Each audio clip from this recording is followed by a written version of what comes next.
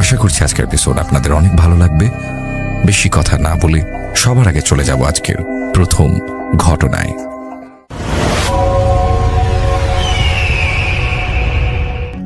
চলুন ঘটনায় চলে যাই। ঘটনাটি যখন ঘটে সময়কাল 2019 সালের জানুয়ারি মাসের প্রথম দিকে, যখন ঠান্ডাটা বেশ ভালোই পড়ে। যার কাছ থেকে রবি ভাই ঘটনাটি সংগ্রহ করেছেন তার নাম জাকির। জাকির ভাই এখন এলজিডিতে কর্মরত রয়েছেন, তবে একটা সময়ে উনি লাশবাহী ফ্রিজিং ভ্যানগুলো চালাতেন।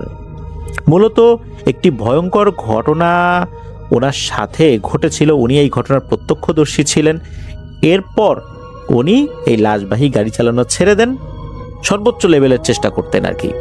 যার কারণে লাশবাহী ফ্রিজিং ভ্যান চালানোর সময় তেমন কোনো ভয়ের ঘটনার অভিজ্ঞতা ওনার ছিল না। দোয়া কালাম পড়তেন। আর উনি যেই লাশবাহী ফ্রিজিং ভ্যানটা চালাতেন, ওটার ভেতরে এমন একটা সিস্টেম করে রেখেছিলেন, সেটা হচ্ছে যে একটা সাউন্ড সিস্টেমের মতো করে রেখেছিলেন। উনি ওনার যেই ড্রাইভিং সিট, সেখান থেকে কোরআন তেলাওয়াত বা অন্য কোনো কিছু যেন বাঁচাতে পারেন, এরকম একটা সাউন্ড সিস্টেমের মতো করে রেখেছিলেন।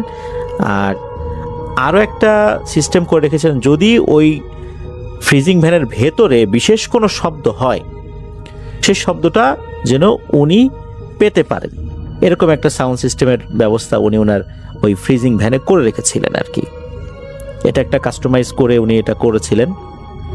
সাধারণত এই ফ্রিজিং ভ্যানগুলো কিন্তু এয়ার টাইট হয়ে থাকে, এতে বাইরে থেকে কোনো বাতাস ঢোকার কোনো সুযোগ নাই, এমনকি ভেতর থেকেও কোনো পানি বা রক্ত বের হয়ে যাবে এমন সুযোগও কিন্তু খুবই কম। এরকম একটা বেশ ভালো কন্ডিশনের ফ্রিজিং ভ্যান কিন্তু উনি চালাচ্ছিলেন এবং সবসময় যত্ন নিতেন গাড়ির, যার কারণে তেমন কোনো সমস্যা কিন্তু গাড়িতে দেখা যেত না। উনি রাতের বেলা একটা লাশ পৌঁছে দিয়ে আসেন ঝিনাইদহ বা এর আশেপাশের কোনো একটা জায়গায়। আর একটা বিষয় বলে রাখা ভালো, এই জাকির ভাইয়ের বাড়ি কিন্তু ঝিনাইদহ সদরেই। তো উনি ওই দিকটাতে লাশ পৌঁছে দিয়ে আবার ঢাকাতে চলে আসেন। ওই সময় ওনার বাসা যেখানে ছিল সেটা ঢাকার উত্তরা 11 নম্বর সেক্টরে। উনি বাসায় এসে ভোরের দিকে ফজরের নামাজ পড়ে গোসল করে ঘুমিয়েছেন। ঘন্টাখানেক ঘুমিয়েছেন, তখন ওনার একটা ফোন আসে। এই ফোনটা আসে কুর্মিটোলা যে জেনারেল হসপিটাল, সেখান থেকে। ওখানকার একজন স্টাফ, ওয়ার্ড বয়, সেই ফোন করে। মূলত সে জানায় যে ভাই একটা লাশ নিয়ে যেতে হবে, ফেনীতে যেতে হবে, ফেনী সদরে। আর যার লাশ, তার আত্মীয় সেনাবাহিনীর একজন উচ্চ পদস্থ কর্মকর্তা, খুব দ্রুত নিয়ে যেতে হবে লাশটা যার উনি 5 দিন যাবত এই কুর্মিটোলা হসপিটালে ভর্তি ছিলেন। তো ওই দিন সকালবেলায় মারা গেছেন আর কি। আর মারা যাওয়ার পরই পরিবারের কাছ থেকে অনুমতি নিয়ে লাশটা আবার ফেনীতে পাঠানো হবে, এরকম সিদ্ধান্ত নেওয়া হয়। এরপর মূলত ওই ওয়ার্ড বয় উনি বলেন যে ঠিক আছে, আমি অ্যাম্বুলেন্সের ব্যবস্থা করছি। এরপর মূলত এই যে জাকির ভাইকে ফোন দিয়েছেন। তো জাকির ভাই ঘন্টাখানেক ঘুমিয়েছেন। তো এরকম অল্প সময় ঘুমানোর পরও দীর্ঘ সময় আবার ড্রাইভিং অভিজ্ঞতা ওনার আছে, যেহেতু লাশবাহী ফ্রিজিং ভ্যানই উনি চালান, দূর দূরান্তে লাশ নিয়ে যেতে হয়। ঘুমের আসলে ওই রকম ঠিক ঠিকানা থাকে না। যেহেতু ঘুমিয়েছেন ঘন্টাখানেক, উনি উঠে গাড়িটা আবার একটু দেখে নেন, চেক করে নেন সবকিছু ঠিকঠাক আছে কিনা। দেখে যে না, সব কিছু ঠিকঠাক আছে, গাড়ি নিয়ে উনি কুর্মিটোলা জেনারেল হসপিটালে চলে আসেন। এরপর লাশটা উনি বুঝে নেন, তবে লাশের সাথে কোনো আত্মীয় স্বজন যান নাই। ঠিকানা দিয়ে দেওয়া হয় ফেনীর কোথায় লাশটি নিয়ে যাওয়া হবে। আর দিনের বেলা লাশ নিয়ে যেতে তো তেমন আর সমস্যা হওয়ার কথা নয়। উনি লাশটা বুঝে নিয়ে লাশের সাথে যে কাগজপত্র যেটা থাকে হসপিটাল থেকে, একটা ছাড়পত্র বা এই ধরনের কিছু কাগজপত্র যেগুলো দেওয়া হয়, এগুলো নিয়ে উনি রওনা দিয়েছেন। ওনার নাম্বারও ওই ফেনীতে এই লাশের যে পরিবার, এই পরিবারের কাছে দিয়ে দেওয়া হয়েছে। এখানে বলে রাখা ভালো, যার লাশ তার নাম ছিল আহাদ। আমি আবারও বলছি, যার নাম ছিল আহাদ। এই আহাদ নামটা কেন বলছি, আপনারা ঘটনার শেষ দিকে এসে বুঝতে পারবেন যে কেন নামটা জোর দিয়ে বলছি, কারণ এখানে এমন একটা রহস্য লুকায়িত আছে, হয়তোবা এই আহাদ সাহেবের পরিবাররা এখন পর্যন্ত জানেন না। এই ঘটনা প্রচারিত হওয়ার পর আমাদের লিসেনারদের মাধ্যমে হয়তোবা তারা জানতে পারেন যে ঘটনাটা কি হয়েছিল। তো চলুন এবার ঘটনার মূল বিষয়ের মধ্যে ঢুকে যাই। জাকির ভাই উনি গাড়ি নিয়ে রওনা করেছেন। উনি ঠিকঠাক মতোই গাড়ি চালিয়ে যখন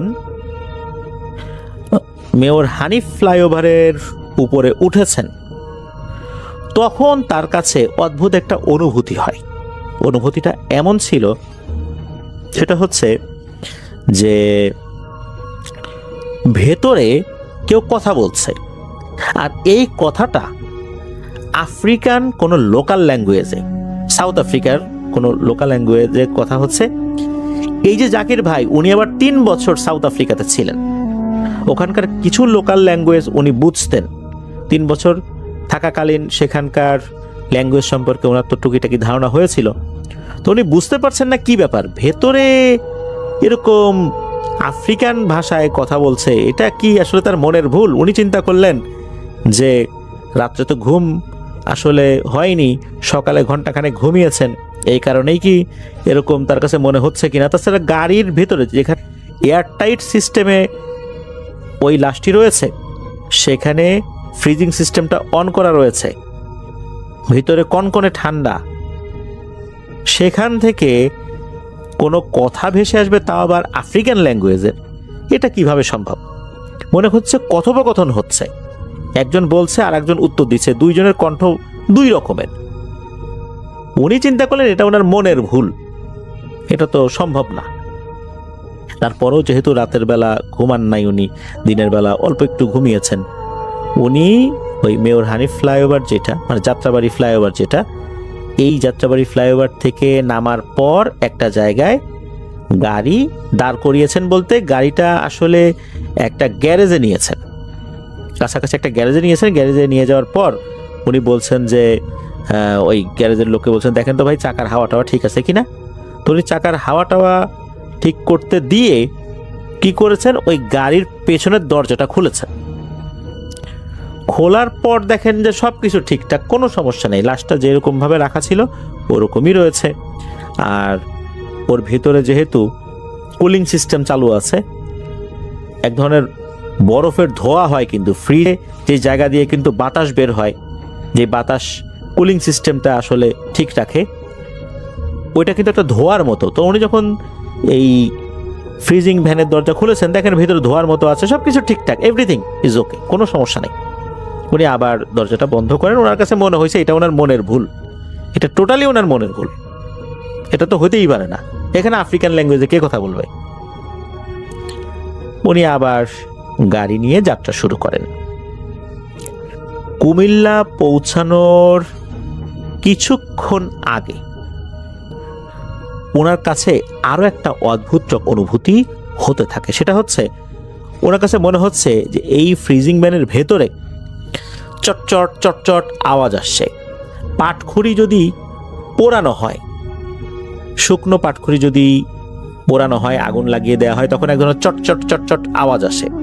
মনে হচ্ছে এই ধরনের চটচট চটচট আওয়াজ আসছে।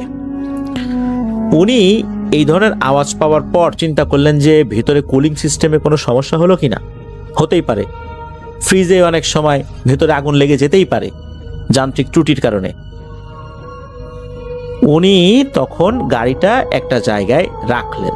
এটা কিন্তু দিনের বেলা, তখন ম্যাক্সিমাম সকাল 11টা বা এরকম কাছাকাছি সময় হয়েছে আর কি। দিনের বেলা প্রচুর মানুষ চারদিকে রয়েছে, আর ঢাকা চট্টগ্রাম হাইওয়ে এটা তো খুবই ব্যস্ততম একটা রাস্তা, সেখানে তো প্রতিনিয়ত হাজার হাজার গাড়ি চলাচল করছে। উনি রাস্তার পাশে গাড়িটা সাইড করে গাড়ি থেকে নামেন। নামার পর উনি আবার পেছনের দরজাটা খোলেন, তবে এবার দরজাটা খুলে বেশ অবাকই হয়ে যান।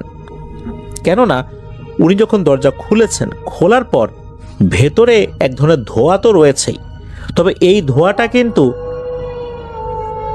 ঠান্ডা করার ধোঁয়া নয়। যেমনটা ফ্রিজের দরজা খুললে আমরা একটা ধোঁয়া দেখি, এই ধোঁয়াটা এই ধোঁয়া নয়, মনে হচ্ছে কাঠ কয়লা পোড়ালে যে ধোঁয়া সৃষ্টি হয় এরকম ধোঁয়া। আর লাশটা ঠিক যেভাবে রাখা ছিল ওভাবেই আছে। ওই ধরনের ধোঁয়া হলেও ভেতরে ঠান্ডা কেমন আছে এটা দেখার জন্য উনি আবার হাতটা ভেতরে ঢুকিয়ে দিয়েছেন যে ঠান্ডা ঠিকঠাক আছে তো, লাশ আবার নষ্ট হয়ে যাবে না তো। যদিও বা জানুয়ারি মাস ছিল, শীতকাল ছিল, তো উনি হাতটা যখন ভিতরে ঢুকিয়েছেন দেখলেন যে না, তার হাতে বেশ ভালোই ঠান্ডা অনুভূত হচ্ছে। উনি বুঝতে পারলেন যে না, গাড়ির কুলিং সিস্টেমটা ঠিক আছে। তারপরে এরকম ধোঁয়া কেন হলো? উনি যেহেতু একজন প্র্যাকটিসিং মুসলিম ছিলেন আর টুকটাক ঝাড়ফুঁক জানতেন, মানে সেলফ রুকিয়া করার জন্য যতটুকু দোয়া দুরুদ জানার দরকার এতটুকু উনি জানতেন। যেহেতু ফ্রিজিং ভ্যান চালান, লাশ টানেন, কিছু কিছু ঘটনা তো ঘটতেই পারে। উনি চিন্তা করলেন যে দিনের বেলা তো আল্লাহর রহমতে আর তেমন কিছু সমস্যা হবে না, খুব তাড়াতাড়ি ফেনীর কাছে চলে আসবো, আর ফেনী সদরেই তো বাড়ি, লাশটা বুঝাই দিব। উনি তাড়াতাড়ি আবার দরজা বন্ধ করে গাড়ি স্টার্ট দিলেন। গাড়িতে তো উনি একা, আর দিনের বেলার লোকজন তো আর তার আসলে প্রয়োজনও নাই। উনি রওনা দিয়েছেন। ওনার আবার ক্ষুধা পেয়েছিল, তো চিন্তা করলেন যে কুমিল্লা ক্যান্টনমেন্ট এরিয়া যেখানে আছে আর কি বর্তমানে, ওই এরিয়ার কাছাকাছি আসার পর রাস্তার পাশের একটা রেস্টুরেন্টের সামনে থাকা ফাঁকা জায়গায় গাড়িটা রাখেন। রাখার পর উনি ওই রেস্টুরেন্টের মধ্যে ঢুকে যান, হাত মুখ ধুয়ে নাস্তা করতে বসেন। তো নাস্তা করতে করতে উনি খেয়াল করছেন যে আশেপাশে বেশ কিছু উৎসুক জনতা ওনার গাড়ির দিকে অবাক দৃষ্টিতে তাকিয়ে আছে, তারা কি যেন দেখছে। উনি চিন্তা করেন কি ব্যাপার, গাড়ির কি হইল। উনি দ্রুত খাওয়া শেষ করে বাইরে বের হয়েছেন। পরিপূর্ণভাবে আসলে খাওয়া শেষ করতে পারেন নাই, ওই লোকজন তার গাড়ির দিকে কি যেন দেখছে, কথা বলছে, আঙ্গুল দিয়ে কি যেন দেখাচ্ছে। উনি দ্রুত বাইরে বের হয়ে একটা অদ্ভুত জিনিস লক্ষ্য করেন। উনি দেখেন যে গাড়ির ভেতর থেকে রক্ত চুইয়ে চুইয়ে দরজার নিচ দিয়ে বাইরে গড়িয়ে পড়ছে, এবং বেশ খানিকটা রক্ত গড়িয়েও পড়েছে। উনি তো পুরাই অবাক, এটা কিভাবে সম্ভব, কারণ এই দরজাগুলো বা পুরো বডিটাই এয়ারটাইট সিস্টেমটা থাকে এখানে, তাই এই ধরনের কোনো কিছু হওয়ার পসিবিলিটি কিন্তু নাই। উনি কি হয়েছে দেখার জন্য গাড়ির দরজাটা খুলেছেন। দরজা খোলার পর দেখতে পান যে ওই যেই কাঠ কয়লা পোড়ানোর যে ধোঁয়া, এটা কিন্তু এখন আর নাই। ওখানে শুধু ওই কুল হলে, কোনো জায়গা কুল হলে যে ধোঁয়াটা হয় আর কি, ওই রকম ধোঁয়াই আছে, বরফের যেরকম ধোঁয়া হয় ওইরকম ধোঁয়াই আছে। তবে লাশটা যেভাবে রাখা ছিল ওভাবেই আছে, বুকের উপরের বেশ খানিকটা জায়গা ভিজে উঠেছে, মনে হচ্ছে তার বুকের ভেতরে গভীর ক্ষত সৃষ্টি করা হয়েছে, আর ওখান দিয়ে জমাট বাঁধা রক্ত গড়িয়ে গড়িয়ে বাইরে পড়ছে। উনি তখন খুবই দ্রুততার সাথে ওই জায়গাটা পানি দিয়ে ধুয়ে ফেলেন, গাড়ির ওই জায়গাটা হালকা করে পরিষ্কার করে নেন। উনি তো বুঝতে পেরেছিলেন যে রক্ত তো এইভাবে টপ টপ করে পড়তেই থাকবে, আর যেখানে রক্ত পড়েছে সেখানে উনি বিসমিল্লাহ বলে পানি ঢেলে দেন। এরপর খুবই দ্রুততার সাথে উনি গাড়ি চালিয়ে ফেনী সদরে ওই ফ্যামিলির কাছেও চলে আসেন, যেই ফ্যামিলির কাছে লাশটা হস্তান্তর করতে হবে। ওই ফ্যামিলির লোকজন লাশটা যখন বুঝে পেয়েছেন তখন তাকে জিজ্ঞেস করেন কি ব্যাপার, লাশের বুকের উপরে এরকম হলো কেন। উনি তখন এই বিষয়টা খুলে বলেন যে আসলে উনি জানেন না কেন এরকমটা হয়েছে, তবে ওনার কাছে কিছু বিষয় অস্বাভাবিক বলে মনে হয়েছে। তখন জাকির ভাই খেয়াল করলেন যে ওই পরিবারের লোকজনও আসলে কিছু একটা বিষয় মনে হলো বলতে চাইল না। কি যে বলতে চাইল না এটা বুঝতে পারলেন না। দিনের বেলা যেহেতু, জাকির ভাই চিন্তা করলেন যে লাশটা যেহেতু নিয়েই আসলাম, তাহলে আমি জানাজাটা শেষ করেই যাই। এর মধ্যে লাশের গোসল টোসল দেয়া যে কাজটা রয়েছে এর মধ্যে আমি গাড়িটা ধুয়ে পরিষ্কার করে ফেলি, গাড়িটা রেডি করে ফেলি, জানাজা শেষ করে তারপর আমি টাকা পয়সা নিয়ে চলে যাব, এরকমটাই চিন্তা করেছেন। তো সেই চিন্তা অনুযায়ী উনি গাড়িটা পরিষ্কার পরিচ্ছন্ন করেছেন, ঠিকঠাক করেছেন। এদিকে লাশের গোসল দেওয়া হয়ে গেছে, কাফন পরানো হয়ে গেছে, জানাজাও হয়ে যায়। বাদ আসর জানাজা হয়ে যায়। তো উনি তখন জানাজা শেষ করে ওই লাশের যিনি বাবা, মানে ওই আহাদ সাহেবের বাবা, তার কাছ থেকে টাকা পয়সা বুঝে নিয়ে গাড়ি স্টার্ট দেবেন এমন সময় চিৎকার চেঁচামেচির আওয়াজ চলে আসে। একজন লোক দৌড়াতে দৌড়াতে ওই বাড়ির মধ্যে ঢুকে বলে কি, লাশ নাই, লাশ নাই, তাড়াতাড়ি আসেন সবাই, লাশ নাই। লাশ নাই মানে এ কেমন কথা, লাশ কোথায় যাবে? আহাদ ভাই এই কথা শোনার পর সাথে সাথে গাড়ির ভিতর থেকে বাইরে বের হয়ে আসছেন। উনিও অন্যান্য লোকদের সাথে যেতে থাকেন ওই কবরের কাছে। কবরের কাছে পৌঁছে সবাই তো অবাক হয়ে যান। একটা বিস্ময়কর, এক ভয়ঙ্কর দৃশ্য দেখেন।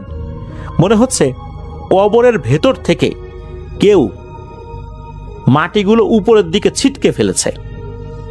উপর থেকে কেউ যে খুঁড়েছে বিষয়টা এরকম না, মনে হচ্ছে নিচ থেকে কেউ এমন জোরে সজোরে উপরের দিকে ধাক্কা দিয়েছে যে এই মাটিগুলো ছিটকে বিভিন্ন জায়গায় চতুর্দিকে ছড়িয়ে পড়েছে। কবরের উপরে যে বাঁশ দেয়া থাকে, চাটাইগুলো দেয়া থাকে, এগুলো দূরে দূরে ছিটকে পড়েছে, আর ভেতরে লাশ নাই। এটা কিভাবে সম্ভব? ওই সময় কিন্তু আশেপাশে তখনও মানুষজন ছিল।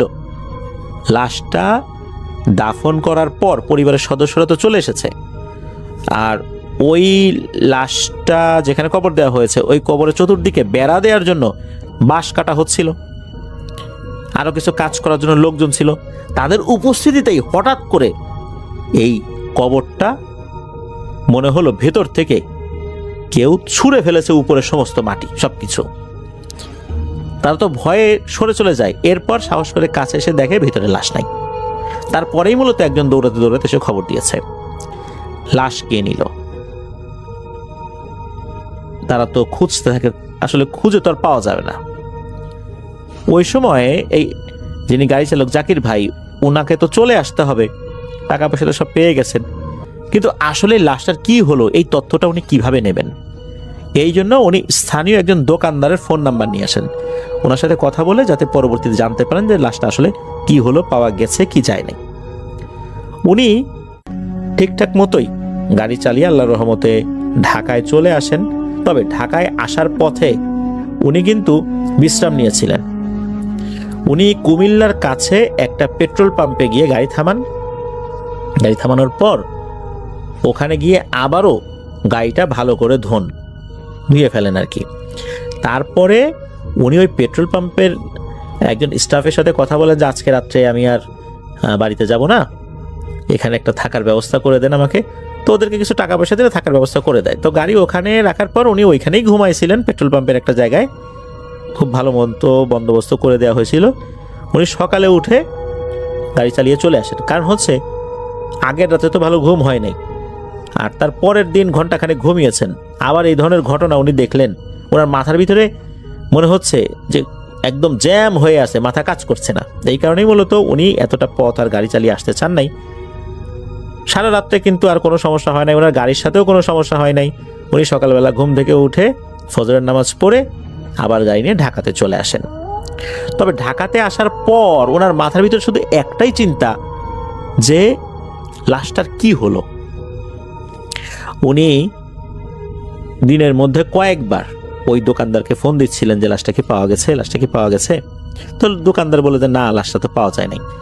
সেখানে নাকি অনেক হুজুর কবিরা আনা হয়েছে, বিভিন্ন জায়গা থেকে ভালো ভালো রাকিকে আনা হয়েছে, কিন্তু তারাও কোনো ধরনের কোনো তথ্যই দিতে পারে না যে আসলে ঘটনাটা কি হয়েছে। এদিকে এই বিষয়টা তো তার মাথার ভিতরে কাজ করছে। টানা 3 দিন হয়ে যায়। এই 3 দিনের মধ্যে বেশ কয়েকবার ওই দোকানদারকে ফোন দিয়েছেন, কিন্তু দোকানদার বলেছেন যে লাশ পাওয়া যায় নাই, কেউ কোনো তথ্য দিতে পারে নাই। বিষয়টা আসলে জাকির ভাইকে খুব ভাবায়। উনি ছোটবেলায় যাত্রাবাড়িতে একটা মাদ্রাসায় লেখাপড়া করতেন। সেই মাদ্রাসার একজন বড় হুজুর, ওনার অনেক বয়স হয়ে গিয়েছিল, ওই সময় উনি জীবিত ছিলেন। এখন উনি জীবিত আছেন কি নাই এ বিষয়ে আর জানা যায় নাই। তার কাছে উনি যান, এই বিষয়টা পুরোটা খুলে বলেন, একদম টপ টু বটম যা যা হয়েছিল। তার মধ্যে ওই যে আফ্রিকান ল্যাঙ্গুয়েজের কথা, তারপরে কাঠ কয়লা পোড়ানো, এই ধরনের বিষয়গুলো উনি শেয়ার করেন। তারপর কবরের ভিতর থেকে এই যে লাশ এইভাবে হারিয়ে গেছে, খুঁজে পাওয়া যাচ্ছে না। এই হুজুর আবার জিন রিলেটেড বিভিন্ন চিকিৎসা করতেন, তার সাথে অনেক ভালো ভালো শক্তিশালী জিনের সম্পর্কও ছিল। হুজুর বলেন ঠিক আছে, তুমি যাও, আমি দেখি তথ্য যদি নিতে পারি আমি তোমাকে ফোন করে আসতে বলবো। তো জাকির ভাই উনি চলে আসেন। উনি চলে আসার পর গাড়িও ঠিকঠাক মতো চালাতে পারছিলেন। ওনার মাথার মধ্যে খালি ওই একটা জিনিসই কাজ করতো। ওনার পুরো মনোযোগটা ছিল এই লাশের কি হলো। এই জন্য ঠিকঠাক মতো উনি ডিউটি করছিলেন না। অনেক ট্রিপ উনি ক্যান্সেল করে দিয়েছেন, ভালো লাগতেছে না। এই রহস্যর আসলে সমাধানটা কি, আর এখানে আসল ব্যাপারটাই কি হয়েছে? 3-4 দিন পর ওই হুজুর ফোন করে জাকির ভাইকে আসতে বলেন। তো জাকির ভাই যান। জাকির ভাই যাওয়ার পর ওই হুজুরকে বেশ কিছু ভয়ঙ্কর তথ্য বলেন। সেটা হচ্ছে যে ওই হুজুর খোঁজ খবর নিয়ে এমন কিছু তথ্য জানতে পেরেছেন যেটা হয়তোবা ওই আহাদ সাহেবের পরিবারের লোকজনও জানে না। সেটা হচ্ছে এই আহাদ সাহেব উনি সাউথ আফ্রিকাতে গিয়েছিলেন কাজ করতে। সেখানে এমন একটা দোকানে উনি কাজ করতেন, সেই দোকানে বিভিন্ন ধরনের জাদুর উপকরণগুলো বিক্রি করা হয়। মূলত উনি ওই দোকানে একজন কর্মচারী হিসাবে কাজ করতেন। ওখানে বিভিন্ন লোক যারা তান্ত্রিক, কবিরাজ, এরা জাদুর উপকরণগুলো কিনতে আসতো। বিভিন্ন ধরনের জাদুর উপকরণ সেখানে আছে। সাপ আছে, বানরের মাথা আছে, কুমিরের চামড়া আছে, শূকরের দাঁত আছে, বাঘের দাঁত, মানে অনেক ধরনের নাম না জানা অনেক আইটেম আছে। উনি যে কাজটি করতেন সেটা হলো এগুলো বেচা কেনা করতেন। এছাড়া কিন্তু অন্য কোনো কাজ বা জাদুটোনা উনি কিন্তু জানতেন না। তো ওই দোকানের একজন রেগুলার কাস্টমার ছিল, তার নাম হচ্ছে রাশি। এই রাশির সাথে এই আহাদ সাহেবের ভালো একটা সম্পর্ক হয়ে যায়। এই রাশি একটা ভয়ঙ্কর ধরনের কালো জাদুতে পারদর্শী ছিল। শোনা যায় যে এই কালো জাদুটার নাম হলো উবেঙ্গমারা। এটা আফ্রিকায় বিভিন্ন ধরনের যে সমস্ত কালো জাদু প্রচলিত আছে, তো এর মধ্যে ভয়ঙ্কর টাইপের যে কয়েকটা কালো জাদু আছে তার মধ্যে এইটা একটা। আর এই উবেঙ্গমারা, এই কালো জাদুর যে পিশাচ, ওখানকার স্থানীয় লোকজন এই পিশাচটিকে নাকি পিন্টে ভোলাটি বা এই টাইপের নামে অভিহিত করে থাকে। আর ওখানে কিন্তু যে ভুডু যেই জাদুবিদ্যাটা, এটাও তো প্রচলিত আছে। বলা হয় যে এই উবেঙ্গমারা এবং ভুডু দুটো কালো জাদু একত্রে যদি কারো উপর প্রয়োগ করা হয়, সেই কালো জাদুটা অনেক ভয়ঙ্কর হয়ে থাকে, যেটা কাটানো অত্যন্ত দুরূহ ব্যাপার। তো এই যে রাশি, এই রাশি মূলত উবেঙ্গমারা যে কালো জাদুটা, এই কালো জাদুতে পারদর্শী ছিল। কখনো কখনো সে এই ভুডু এবং উবেঙ্গমারা দুটো একসাথে প্রয়োগ করত। এই রাশি যে কালো জাদু করে, দেখা যাচ্ছে রাশির আর্থিক অবস্থা অনেক ভালো। এই যে আহাদ সাহেব, উনি এরকম কালো জাদুর উপকরণ বিক্রি করতে করতে করতে একটা সময় মনে হয়, আচ্ছা বাংলাদেশ থেকে এত দূরে আসলাম সাউথ আফ্রিকাতে, আমার জীবন কি খালি এভাবে কর্মচারী হিসাবেই চলে যাবে? আমি কি ধনী হতে পারবো না? এই রাশিকে তার মনের কথাটা খুলে বলেন, আমি ধনী হতে চাই। রাশির সাথে যেহেতু তার একটা ভালো সম্পর্ক ছিল, রাশি বলেন যে ঠিক আছে, তুমি এই উবেঙ্গমারা যে জাদুটা আছে, এই জাদুর কিছু বিষয় আছে, তোমাকে কারো উপর কালো জাদু করতে হবে না, কিন্তু তুমি কিছু বিষয় প্র্যাকটিস করবা, তাহলে তুমি ধনী হতে পারবা। এখানে এমন একটা পিশাচ রয়েছে যে তোমাকে অনেক উপকার করবে। তবে সেই পিশাচ কিন্তু এর বিনিময়ে তোমার অনেক কিছু নিয়েও নিতে পারে। এই সমস্ত কথা বলার পর আহাদ সাহেব নাকি অনায়াসে রাজি হয়ে যান। ঠিক আছে, কি আর নেবে, নিলে নিল। এরপর এই যে রাশি তাকে কিছু রিচুয়াল শিখিয়ে দেন। সেই রিচুয়ালগুলো আসলে রাশি প্রথমে শেখাতে চান নাই, কেননা রাশি বলেছিলেন যে এই রিচুয়ালের যে সমস্ত মন্ত্রগুলো, এগুলো আফ্রিকার লোকাল ল্যাঙ্গুয়েজে উচ্চারিত হয়, এগুলো ভুল হইলেই নাকি সমস্যা। যেহেতু এই আহাদ সাহেব উনি তো বাংলাদেশি, ওই ধরনের ল্যাঙ্গুয়েজগুলো একদম স্পষ্ট করে তার জন্য উচ্চারণ করাটা একটু কঠিনই তো বটে, আর ভুল হওয়াটাও স্বাভাবিক। তারপরেও আহাদ সাহেব আস্তে আস্তে এটাকে আয়ত্ত করে নিয়েছিলেন। আহাদ সাহেবের ভালোই উপার্জন ওখানে হতো নাকি, দেশে টাকা পয়সা ভালোই পাঠিয়েছেন। তো ওনার আসলে এটাতেও মন ভরছিল না। ওনার কাছে মনে হচ্ছিল যে আরো বেশি টাকা পয়সা দরকার। এটা যখন ওই রাশিকে বলেন, তখন রাশি বলেন যে তোমাকে তাহলে আরো একটা রিচুয়াল শিখতে হবে, তবে এই রিচুয়ালটা করার জন্য তোমার খুব নিকট আত্মীয়দের মধ্যে কারো রক্ত লাগবে। শুধু রক্তটা, তাকে মেরে ফেলতে হবে বিষয়টা এরকম না, শুধু রক্তটাই লাগবে। আর একটা বিশেষ পদ্ধতিতে রিচুয়াল করে এই রক্তটা নিতে হবে। এখন সাউথ আফ্রিকাতে তার কোনো আত্মীয় স্বজন নেই, তাকে কি করতে হবে, বাংলাদেশে আসতে হবে। তখন এই আহাদ সাহেব বাংলাদেশে আসার সিদ্ধান্ত নেন এবং বাংলাদেশে চলেও আসেন। উনি তো বিবাহিত ছিলেন, ওনার সন্তানাদি ছিল। উনি চিন্তা করেছেন তার ছেলের, যেহেতু তার রক্তের সম্পর্কে আত্মীয় লাগবে, অন্য কাউকে উনি কিভাবে এটা বলবেন, একটা রিচুয়াল করবেন তারপর তার কাছ থেকে রক্ত নেবেন, এটা তো আসলে বলা যায় না, এটা তো খুব গোপন বিষয়। উনি চিন্তা করলেন তার নাবালক ছেলের কাছ থেকে এই রক্তটা সংগ্রহ করুন, ও তো বুঝতে পারবে না। তো ওনার স্ত্রীকে না জানিয়েই তার ছেলেকে সামনে রেখে একটা রিচুয়াল করেন। ছেলেটা বুঝতে পারে নাই কি হচ্ছে না হচ্ছে। একটা সিরিঞ্জের মাধ্যম দিয়ে মূলত উনি রক্ত নেওয়ার চেষ্টা করেছিলেন, কিন্তু সমস্যা হয় কি, ওই মন্ত্রগুলো পড়ার সময় আহাদ সাহেব ভুল করে ফেলেছিলেন। এই কারণেই মূলত উনি যে জাদুটা করেছেন, এই জাদুর সাথে সম্পর্কযুক্ত যে পিশাচটা, এই পিশাচটা তার ছেলেকে মেরে ফেলে ওখানেই। রক্ত নেওয়ার কারণে যে মারা গেছে বিষয়টা এরকম না, উনি যে মন্ত্রে ভুল করেছিলেন এই জন্যই ছেলেটাকে মেরে ফেলে। এরপর আহাদ সাহেবকে অসুস্থ করে দেয়। তার অসুস্থতার কারণে মূলত কুর্মিটোলা জেনারেল হসপিটালে ভর্তি করানো হয়। যেহেতু তার একজন আত্মীয় সেনাবাহিনীর উচ্চপদস্থ কর্মকর্তা ছিলেন, তার সাথে যখন যোগাযোগ করা হয় তখন উনি বলেন ঠিক আছে, যেহেতু অসুস্থ হয়ে গেছে এই হসপিটালে নিয়ে আসো। এই জন্য তাকে নিয়ে আসা হয়। সেখানে 5 দিন থাকার পর এই আহাদ সাহেব মারা যান। এরপর এই যে গাড়ির মধ্যে যখন কিছু কথোপকথন শোনা যায় আফ্রিকার লোকাল ল্যাঙ্গুয়েজে, এইখানে একটা ভয়ঙ্কর বিষয় জড়িত আছে। সেটা হচ্ছে যে যেই পিশাচটা ওখানে এসেছিল সে এমন কিছু জাদু জানতো যে কারিনকে জাগ্রত করতে পারত। গাড়ির মধ্যে আসার পর এই পিশাচটা এই আহাদ সাহেবের কারিনকে জাগ্রত করে ফেলেছিল। সে মূলত কারিনের সাথে কথাবার্তা বলছিল। কারিন সে নাকি কোনোভাবেই আহাদ সাহেবের ডেড বডির কোনো ক্ষতি হতে দেবে না, কিন্তু এই পিশাচটা নাকি বুঝায় যে আহাদ সাহেবের সাথে তার চুক্তি হয়েছিল, সে মন্ত্রে ভুল করলে যার কাছ থেকে রক্ত নেওয়া হবে তাকে মেরে ফেলবে, আর আহাদ সাহেবকেও একসময় মরতে হতো।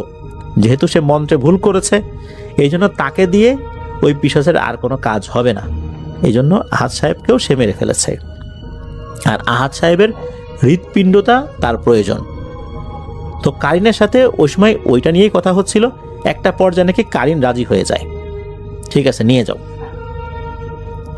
এরপরে ওই পিশাচটা সে একটা রিচুয়াল শুরু করে, কাঠ কয়লা পুড়িয়ে এমনভাবে সে তার মতো করে রিচুয়াল করছিল, ওই শব্দটাই মূলত উনি পরবর্তীতে গাড়ির মধ্যে পেয়েছিলেন। তবে কাঠ কয়লা যে পোড়ানো হয়েছে ওখানে যে কোনো ছাই পড়ে থাকবে এমন কোনো কিছু কিন্তু দেখা যায়নি। আর ওখানে তো কুলিং সিস্টেম চালু ছিল, সেখানে আগুন ধরালেও তো অন্য ধরনের একটা সমস্যা হওয়ার কথা, এরকম কোনো কিছুই হয়নি। জাস্ট শুধু চট চট চট চট আওয়াজই পেয়েছিলেন জাকির ভাই। আর এই ডেড বডিটা অবশ্যই অবশ্যই ওই পিশাচটা নিয়ে যাবে। আর এই পিশাচটা কবরের মধ্যে ঢোকার মতো যোগ্যতা অর্জন করে ফেলেছিল সাধনা করে করে। সে আফ্রিকার অনেক শক্তিশালী একটা পিশাচ। যখন কুমিল্লা ক্যান্টনমেন্ট এরিয়ায় আসার পর এই গাড়িটা একটা জায়গায় পার্ক করে রাখা হয়, এই জাকির ভাই নাস্তা করার জন্য ঢোকেন, তখন মূলত পিশাচটা ওই লাশের হৃৎপিণ্ডটা নিয়ে গিয়েছিল। আর যখন দাফন করা হয়েছিল, দাফন করার পরপরই এই লাশটা সে নিয়ে যায়।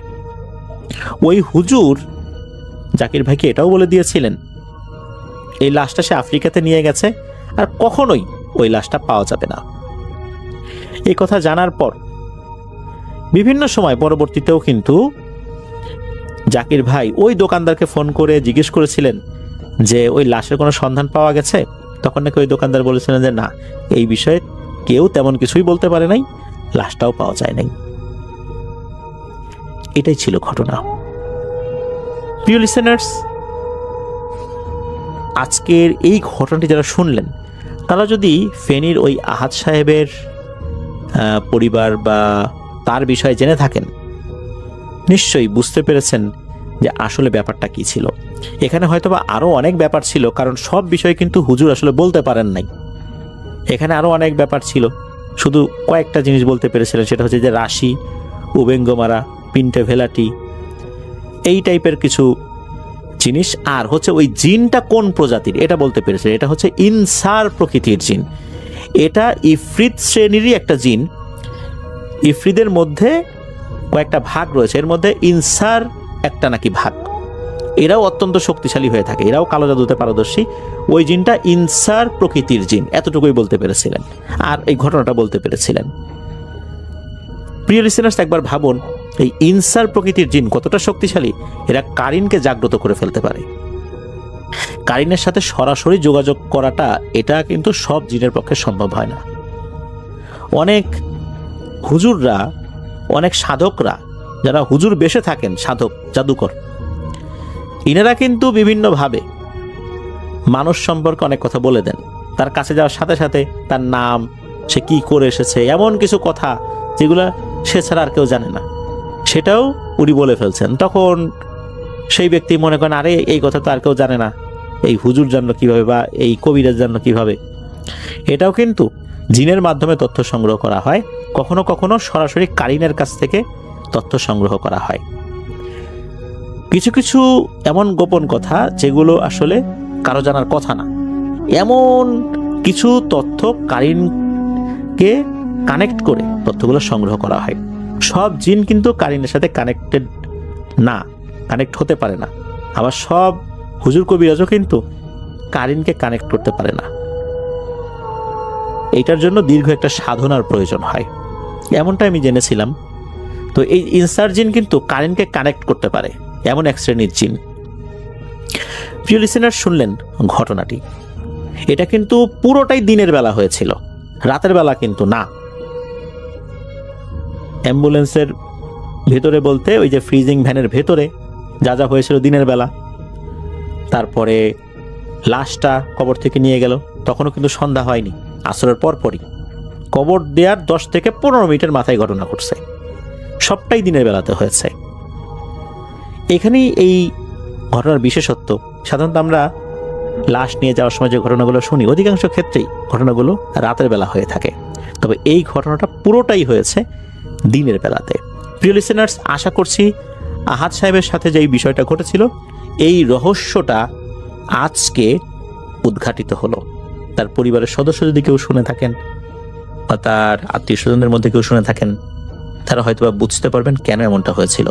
আর তার লাশটার কখনোই পাওয়া যাবে না। এই ইনসার শ্রেণীর জিনেরা নাকি যাকে বলি হিসাবে নেয়, তার ডেড বডিটাও খেয়ে ফেলে। তার লাশ আসলে পাওয়ার আর কোনো সম্ভাবনা ছিল না, এখনো নেই, এমনটাই তথ্য পাওয়া যায়। আল্লাহ ভালো জানেন আসলে কি হয়েছিল। আল্লাহ আমাদেরকে হেফাজত করুন, আল্লাহ আমাদের লোভ থেকে হেফাজত করুন, যাতে করে লোভে পড়ে আমরা কালো জাদুর আশ্রয় না নিই, আর লোভে পড়ে অন্যকেও ক্ষতি না করি নিজে ভালো থাকার জন্য। যদি আমাদের মধ্যে থেকে এই ধরনের কোনো ঘটনা ঘটেই যায় বা হয়ে থাকে, আমরা আল্লাহ তাআলার কাছে তওবা ইস্তেগফার করব, আল্লাহ আমাদেরকে ক্ষমা করুন।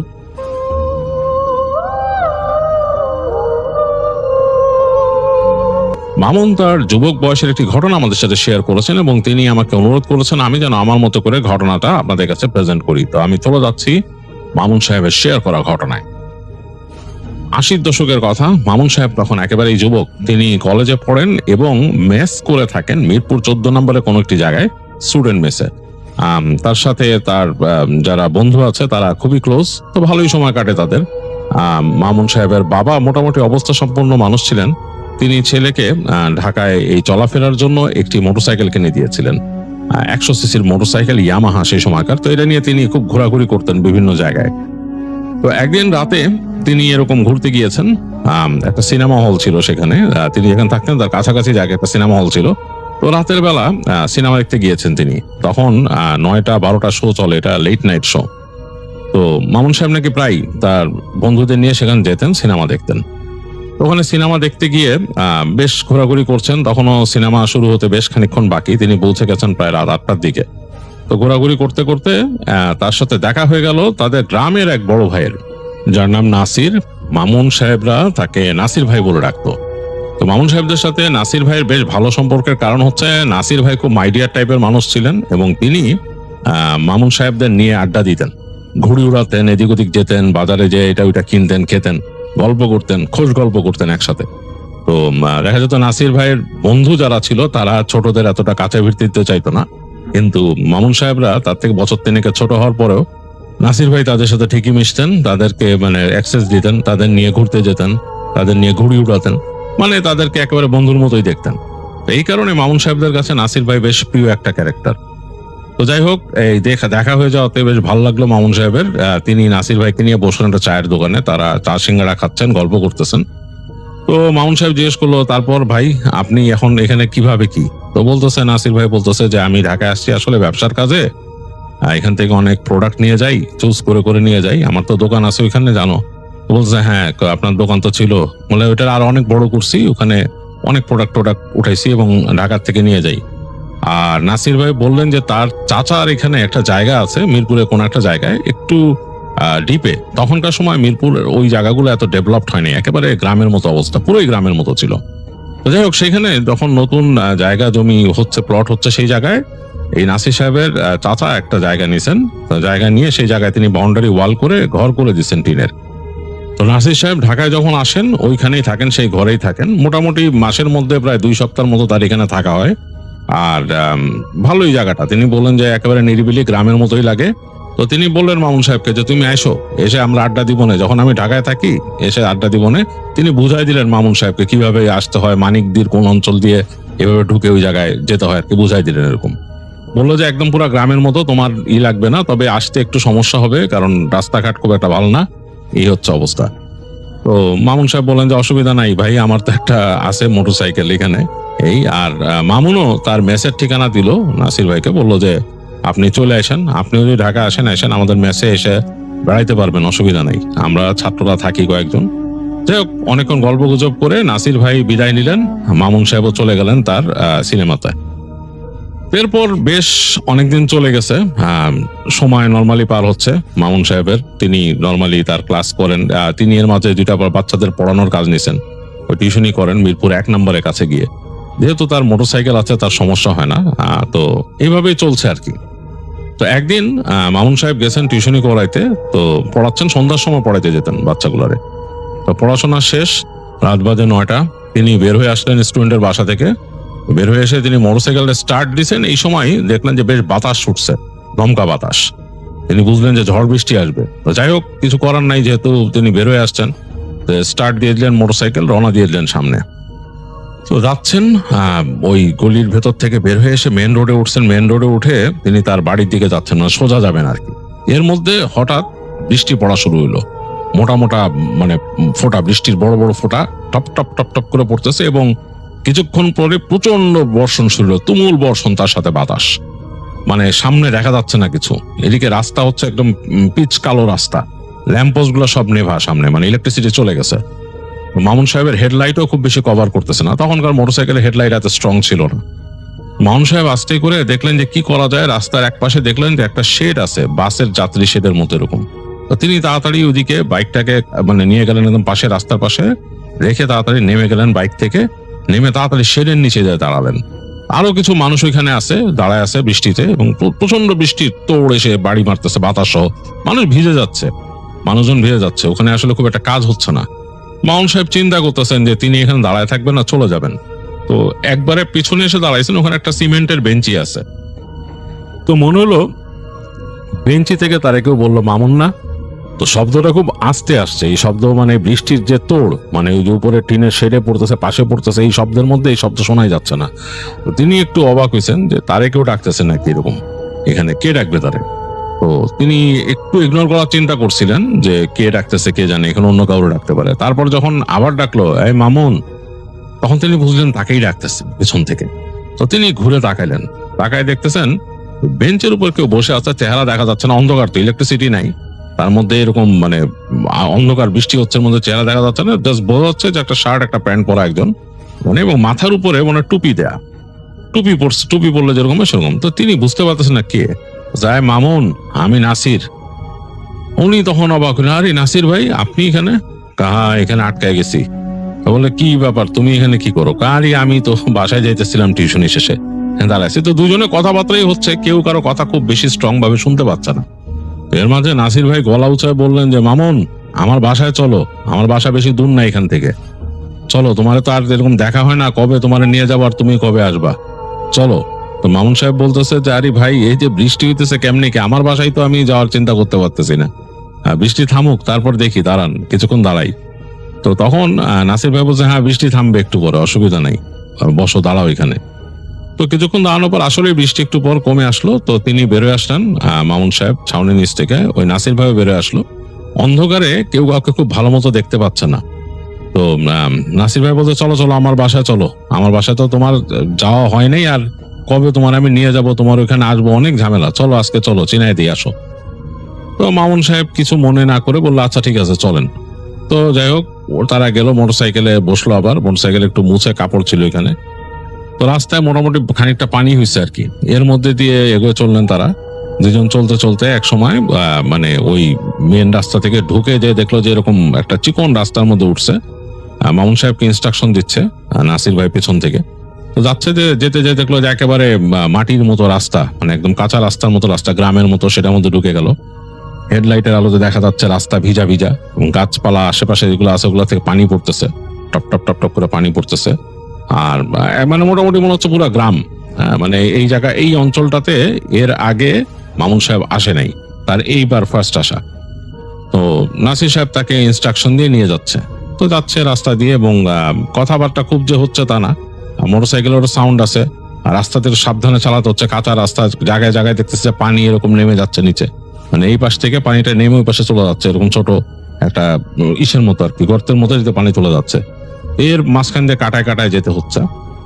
তো চলতে চলতে অনেক দূর চলে আসছে। মামুন সাহেব বলতেছে যে নাসির ভাই আর কত দূর, বলে আরে আরে চলো চলো এই সামনে। এরকম করতে করতে দেখলো যে যেই জায়গায় এখন আসছে এই দেখলো মামুন সাহেব, এইটা পুরাপুরি মনে হয় যে তাদের গ্রাম যেরকম আছে সেরকম, গাছপালা ওইরকম, এবং গাছগাছালির সাথে যে বৃষ্টি হচ্ছে এগুলো থেকে পানি পড়তেছে, বাঁশঝাড় আছে কয়েক জায়গায়। তো এরকম ঘুরতে ঘুরতে এক জায়গায় এরকম মোড় নিয়ে আসলে এসে বললো দূরে ওই যে দেখছো, ওই যে ঘরের দেখা যায়, মানে অংশ দেখা গেলো যে একটা বাউন্ডারি করা দেয়াল, প্রায় হবে 3 ফিট 3.5 ফিট উঁচা বাউন্ডারি, তার ভেতর থেকে ঘরের অর্ধেক দেখা যাচ্ছে, টিনের ঘরের অর্ধেক, এখানে অন্ধকার। এবং সেই ঘর থেকে বেশ খানিকটা দূরে আরো কতগুলো ঘরের স্ট্রাকচার দেখা যাচ্ছে, কিছু গাছপালা দেখা যাচ্ছে, কিন্তু কোনো ঘরের মধ্যে ওরকম আলো নাই।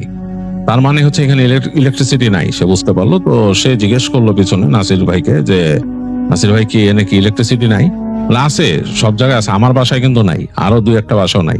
বলে আপনার বাসায় ইলেকট্রিসিটি নাই, আপনি কেমনে আছেন? আসি আমি রাত্রেবেলা হ্যারিকেন জ্বালাই, মোম জ্বালাই, এইভাবে থাকি। যাই হোক অসুবিধা নেই, চলো, খারাপ লাগবে না তোমার।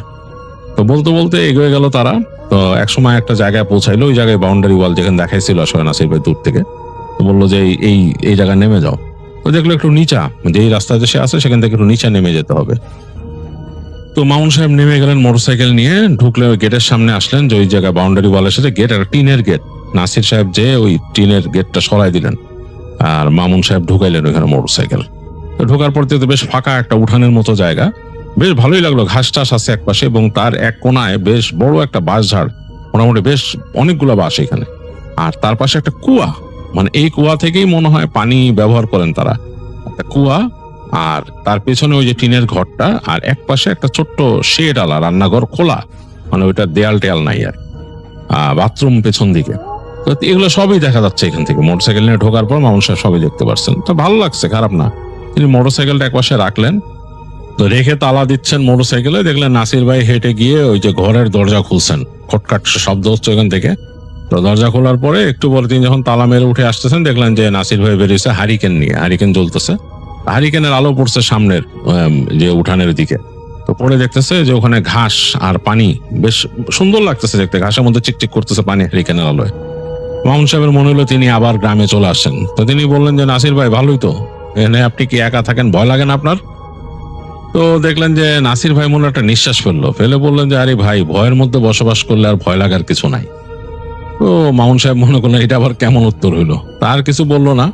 তিনি হেঁটে গেলেন, যে বললেন যে এখন কি করবেন ভাই, খিদা তো লাগছে, খাওয়া দাওয়া কি হবে? তো নাসির ভাই বললেন যে দেখি কি রান্না করা যায়, খিচুড়ি টিচুড়ি রান্না করবো আর কি। তো ওই হারিকেন রেখে নাসির ভাই ঘরের মধ্যে গেলেন, তিনি বুঝলেন যে এখানে তাদের রান্না বাড়ার আয়োজন হবে। তো মামুন সাহেব দাঁড়ায় আছেন বাইরে হারিকেন নিয়ে, ভেতর থেকে নাসির ভাই তাকে ডাক দিয়ে বললেন যে মামুন ঘুরে বেড়াও, দেখো জায়গাটা, বাসাটা কিন্তু বড় আছে, সামনে উঠান ছাড়া পিছনে জায়গা আছে ঘরের পিছন দিয়া। হারিকেন রেখে আসছি না, যাও হাইটা দেখো, অসুবিধা নেই, পানি বেশি জমে না এখানে, আমি এগুলো সব জোগাড় করি আগে। তো মামুন সাহেব বললো আচ্ছা ঠিক আছে, অসুবিধা নেই। তিনি হারিকেন নিয়ে আস্তে আস্তে হেঁটে ডান দিকে গেলেন ঘরের, গিয়ে ওই যে কুয়াটার পাশে গেলেন, দেখলেন যে একটা কুয়াটার পাড়টা মোটামুটি উঁচু করা, মানে যেটাকে ইদারা বলে অনেকে। তো ওখানে হারিকেনটা রেখে তাকালেন, ভেতরে দেখতেছেন যে অনেক নিচে, মানে পানি অনেক নিচে। তিনি একটু মজা করে এখানে শব্দ করলেন, শব্দ করলে একো হইলো, একোটা খুব ভাল লাগতো। মামুন সাহেব নিজের নাম বললেন মামুন, তো সাথে সাথে মামুন মুন করলো, মানে এরকম একো উঠলো। তিনি আবার বললেন নাসির, ওই নাসির শব্দটা একো হয়ে আসলো। তো তার কাছে বেশ মজা লাগতেছে, তিনি হাসতেছেন, আবার হা হা হা করে হাসতেছেন, ওই হাসির একো শুনতেছেন। এটা তার কাছে বেশ মজার একটা খেলা হয়ে গেল। তিনি বেশ খানিকক্ষণ ওইখানে দুষ্টুমি করলেন ইদারার সামনে দাঁড়ায় দাঁড়ায়। তো তারপরে তিনি হ্যারিকেনটা নিলেন, নিয়ে হাঁটা ধরলেন, হেঁটে হেঁটে ঘরের পেছনে গেলেন। পেছনে অংশে যে দেখতেছেন যে ঘরের পেছনে বড় দুইটা তাল গাছ আছে। তো তিনি এই তাল গাছগুলো কিন্তু দূর থেকে তিনি খেয়াল করছিলেন যে এরকম গাছ আছে, দেখলেন বড় দুইটা তাল গাছ, কেমন জানি কিমভূতকিমাকার ভাবে হয়েছে নিচের দিকটা, এবং বেশ উঁচা হয়েছে জায়গাটা, নিচের মানে যেখান থেকে তাল গাছটা উঠছে জায়গাটা কেমন জানি। আর তারপর তিনি দেখলেন যে তাল গাছের ওই পারে বেশ একটা উঁচু ঢিবির মতো, এগুলো কিন্তু সব এই বাউন্ডারি ওয়ালের ভেতরে, এই পেছনে বাউন্ডারি ওয়াল আছে। মাউন্ট সাহেব হাঁটতে হাঁটতে আর একটু সামনে গেলেন, তাল গাছের নিচে দেখলেন যে ওইখানে একটা কবর আছে, মানে সেই তাল গাছ দুইটার এই পাশে একটা কবর।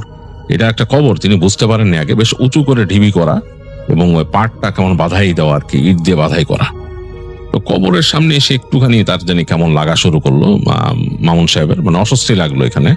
এমনি গ্রামের মানুষরা তখন উঁচু তাল গাছ ভয় পেত, এইখানেও তাল গাছটা ওরকমই লাগতেছে, কারণ বাউন্ডারি ওয়াল কিন্তু প্রায় 3.5 ফিটের মতো, এর বেশি না। তিনি ওই ওয়ালের ওই পারে দেখতেছেন যে একেবারে ধুধু জায়গা, মানে ধুধু জায়গা, ওইখানে মনে হয় জমি চাষাবাদ করে মানুষ ওই পাশে, মানে পুরো ফাঁকা জায়গাটা। দূরে কত দূর, এই অন্ধকারে এখন তো ইলেকট্রিসিটিও নাই, কিছুই দেখা যাচ্ছে না ওই পাশে। একটু মামুন সাহেবের একটু ভয় লাগলো, তিনি কেমন জানি লাগলো। আর এই তাল গাছ কবরের এই পাশে ডান দিকে গেলে একটা আম গাছ আছে, আম গাছটা বেশ ছড়ানো, ডালপালা গুলা মানে বেশ, আম গাছটা যতটুকু না উঁচু তার থেকে ডালপালা মেলে গেছে বেশি, চারিপাশে ছড়ায় গেছে। যেমন কোনো ছবিকে যদি চ্যাপটা করে দেওয়া হয় যেরকম লাগে, অনেকটা ওইরকম ডালপালাগুলো একদম মেলে আছে।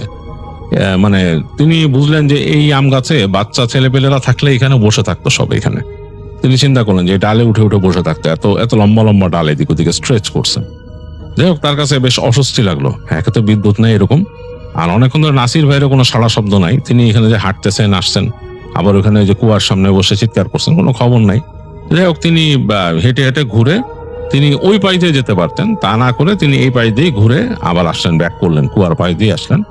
এসে ততক্ষণ দেখতেছেন যে নাসির ভাই ওখানে যে খোলা জায়গাটা, মানে তাদের যে রান্নাঘর একটা দেখছিলেন, খোলা রান্নাঘর, জাস্ট উপরে ছাউনি দেওয়া আর কি, ওইখানে তিনি চুলার মধ্যে আগুন ধরাইছেন, কাঠ লাকড়ি টাকড়ি কি দিয়ে ওখানে আগুন ধরাইছেন, লাকড়ির চুলা আগুন ধরাইছেন, এবং তিনি জিনিসপত্র রাখা আশেপাশে রান্না বাড়া করবেন এরকম। তো তিনি গেলেন হাঁটতে হাঁটতে নাসির ভাইয়ের ওখানে হ্যারিকেনটা নিয়ে। তো দেখতেছেন যে চুলার আগুন খুব বিচিত্র লাগতেছে, চুলার আগুন থেকে যে বেরোচ্ছে আলো, সেটাতেই ওই জায়গাটা আলোকিত হয়ে যাচ্ছে, মানে ওই চুলার আশেপাশে, এবং সেই আগুনের আলো এসে নাসির ভাইয়ের গায়ে পড়তেছে, কেমন যেন একটা বিচিত্র অন্যরকম একটা মনে হচ্ছে, সিনারি লেখে লাগতেছে তার কাছে। মানে সেই চুলার আগুনে নাসির ভাইকে দেখা যাচ্ছে তিনি এটা ওইটা নাড়তেছেন, রান্না করবেন। তিনি দেখলেন যে একটা এরকম মালসার মধ্যে জিনিসপত্র নিচ্ছেন তিনি, চাল ডাল এগুলা। তো তিনি গল্প শুরু করলেন নাসির ভাইয়ের সাথে, নাসির ভাই তাকে বিভিন্ন কথা বলতেছে, তিনিও বলতেছেন। তো গল্প করতে করতে এবং একসময় তাদের রান্না শুরু হয়ে গেল, বেশ সুন্দর ঘ্রাণ বেরোচ্ছে ওদিকে। তো তিনি জিজ্ঞেস করলেন নাসির ভাইকে যে ভাই, আপনাদের এই পিছনে গেছিলাম, এই ঘরের পিছনে দেখলাম একটা কবর, তো ওখানে কি মানে ওইখানে কবর কেন, এই জায়গার মধ্যে বাউন্ডারি ওয়ালের মধ্যে কবর কেন? তো নাসির ভাই তার দিকে ফিরলো, ফেরার পর বেশ বিচিত্র লাগতেছে তার চেহারাটা, মানে আলোটা এক পাশে এসে পড়তেছে, একটা পাশ অন্ধকার হয়ে আছে, মনে হচ্ছে চেহারার একটা দিক চুলার আলোতে আলোকিত আর একটা দিক অন্ধকার। আর হারিকেনের আলো তো ঘরের ভেতরে পড়ছে মূলত, যেহেতু দরজার ভেতরে রাখছে ওইখানে মামুন সাহেব, এবং তিনি বসে আছেন কিন্তু দরজার ওই যে চৌকাঠের উপরে।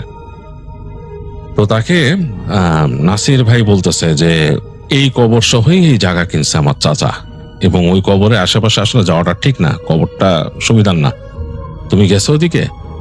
তো তিনি বলছে হ্যাঁ, আপনি তো বললেন আমার ঘুরে দেখতে। আচ্ছা যাক, আমি ভাবছিলাম যে তুমি হয়তো এইখান দিয়ে এই কুয়ার আশপাশ দিয়ে ঘুরপা, পিছনে চলে গেছো, এটা তো ভাবি নাই। কবরটা একটু সুবিধার না ওই জায়গা, কবরের জায়গাটা। বলে কেন? কই যে তাল গাছ আছে তো, ওখানে একটু সমস্যা আছে। আচ্ছা থাক, ওগুলা বাদ দাও, তুমি বসো, খাবার রান্না হয়ে যাচ্ছে। মনে হলো যে নাসির সাহেব একটু গম্ভীর হয়ে গেল। তো মামুন সাহেব চেষ্টা করলো আর অনেক গল্প করতে, গ্রামের কথাবার্তায়। দেখা গেল যে নাসির ভাই খুব বেশি কিছু বলতেছেন না, তিনি অল্প কিছুই বলেন, গ্রামের কথা এটা সেটা। তো মামুন সাহেব এক পর্যায়ে ভাবলেন যে আসলে খামাখাতেলে আসলাম, উনি আজকে কেমন অফ মোডে আছে, ওনার সাথে কথা জমতেছে না, খামাখাই আসলাম। তো এটা তার বলা জানা মুখের উপরে, তো তিনি এগুলো আর কিছু না বলে তিনিও নিজের মতো বসে থাকলেন কিছুক্ষণ। বললো যে একটু পর বললো যে নাসির ভাই, ভিতরে কি আপনার আছে, খাট আছে, শোয়া যাবে? বলে হ্যাঁ হ্যাঁ আছে। বলে তাহলে আমি একটু শুয়ে থাকি খাটে যে। আচ্ছা আচ্ছা ঠিক আছে, যাও। তো মামুন সাহেব ঘরের মধ্যে ঢুকলেন, ঢুকে দেখলেন যে খুব একটা মানে ঘর গোছানো কিছু না, মানে একটা চৌকি আছে বড়, চৌকির উপরে পাটি পাতায় এক পাশ দিয়ে ওই তোষক রাখা আর রাখা ভাঁজ করে। তো তিনি ওই তোষকটাকে টেনে নিলেন। তো মনে হলো যে তোষকটা বেশ অনেকদিন পড়ে আছে, কেমন জানি একটা মানে মদা গন্ধ ওটার মধ্যে। মনে হলো অনেকদিন পড়ে থাকলে যেরকম সেরকম, মানে খুব ফ্রেশ না আর কি। তো মামুন সাহেবের একটা অস্বস্তি লাগলো যে এই অবস্থা কেন, আর নাসির ভাই এইভাবে থাকে, উনি কি এরকম মানুষ নাকি? তাকে তো এরকম মনে হয়নি আগে, মনে হয় পরিষ্কার পরিচ্ছন্ন অন্যরকম। যাই হোক, সে টেনে তোষকটাকে সোজা করলো। মনে হয় যে অনেকদিন পুরানো মেটে মেটে যে একটা গন্ধ থাকে, সেরকম একটা গন্ধ সেখানে। তো তিনি সোজা করলেন, কিন্তু তারপরে কি মনে করে আর তোষকে শুলেন না, তিনি ওই চৌকির উপরে ওই যে পাটি পাতা ছিল ওইটার উপরে শুলেন। দেখলেন যে একপাশে মানে ওই যে বালিশ কিছু স্টাক করে রাখা, দুইটা বালিশও নিলেন না, মাথার পিছনে হাত দিয়ে শুলেন। আর মনে মনে ভাবতেছেন যে রং ডিসিশন হয়েছে, আসলে আজকে আসাটা ঠিক হয় নাই। এরকম বললো আর আমি হঠাৎ করে চলে আসলাম, এটা ঠিক হলো না, কেমন একটা ব্যাপার। এগুলো চিন্তা করতে করতে শুয়ে আছেন ওইখানে মামুন সাহেব।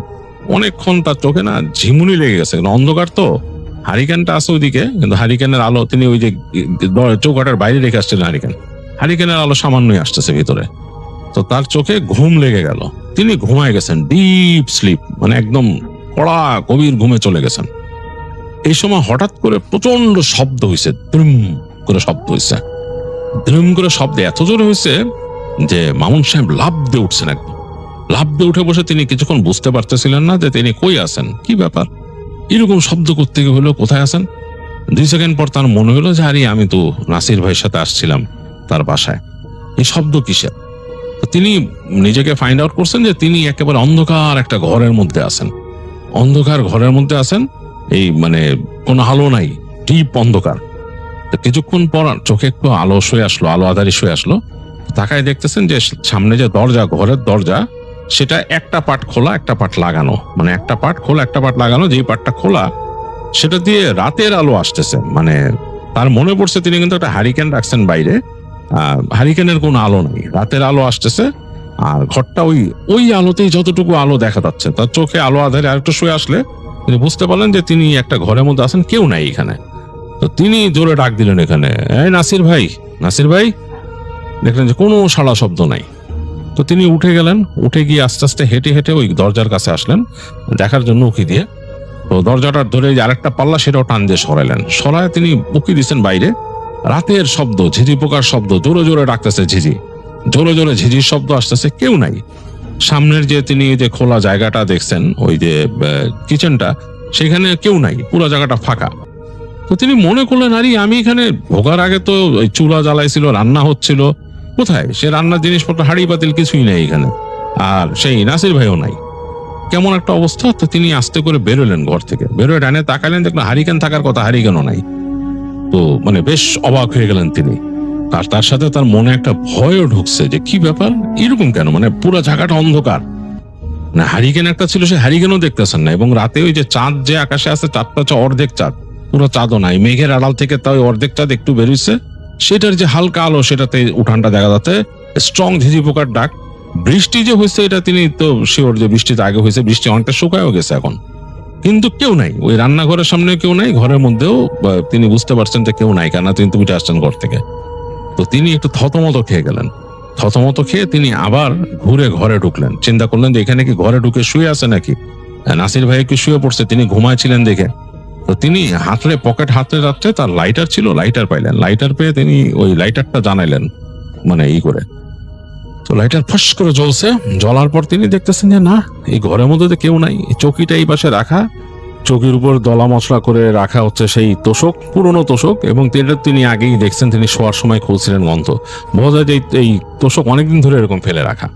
আর এই ঘরের কোনো একটা টেবিল আছে, ঘরের মধ্যে কেউ নেই, এবং ঘরটা দেখে মনে হয় ঘরটা আসলে পরিত্যক্ত।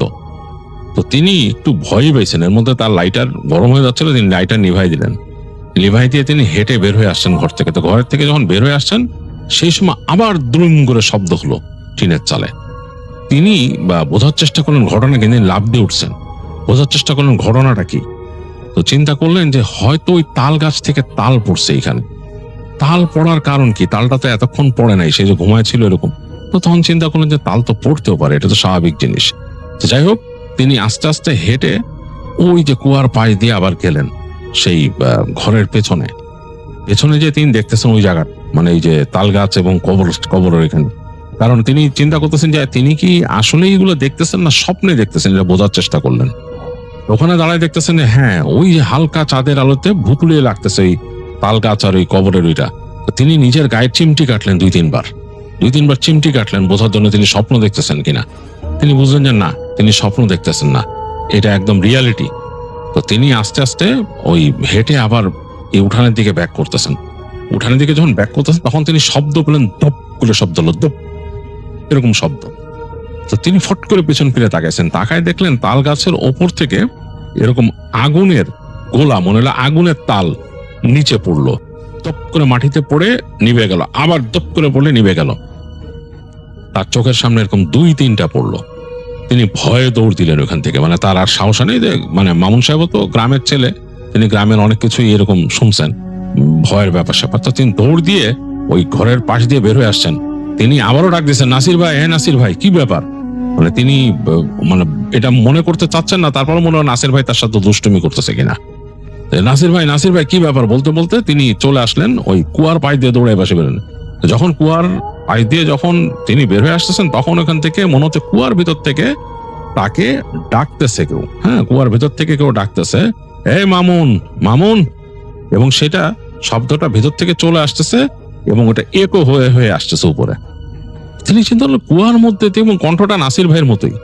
তিনি কয়েক পা চলে গেছিলেন সামনে, তারপর কি যেন ওই ডাক শুনে তিনি ফিরলেন। তিনি চিন্তা, কুয়ার ভিতর থেকে মামুন ভাই ডাকবে কেন, এই চিন্তা করতেছেন। এটা কি মানে আসলেই কিছু না ভৌতিক ব্যাপার স্যাপার, এই চিন্তা করতে করতে তিনি কেন জানি কুয়ার কাছে গেছেন, কিউরিয়াসলি গেছেন।